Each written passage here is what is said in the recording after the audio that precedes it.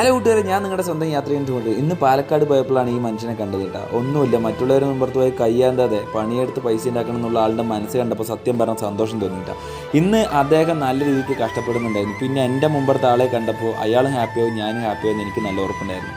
നിങ്ങളെല്ലാവരും എൻ്റെ കൂടെ ഉണ്ടെങ്കിൽ ഇനിയും കുറേ ആൾക്കാർ ഹാപ്പിയാവും. സോ അതെല്ലാം കഴിഞ്ഞ് അവസാനത്തെ ഒരു വീഡിയോ കേട്ടോ എനിക്ക് ഏറ്റവും വലിയ ഇഷ്ടപ്പെട്ടു. സോ വീഡിയോ കാണി പോയിട്ട്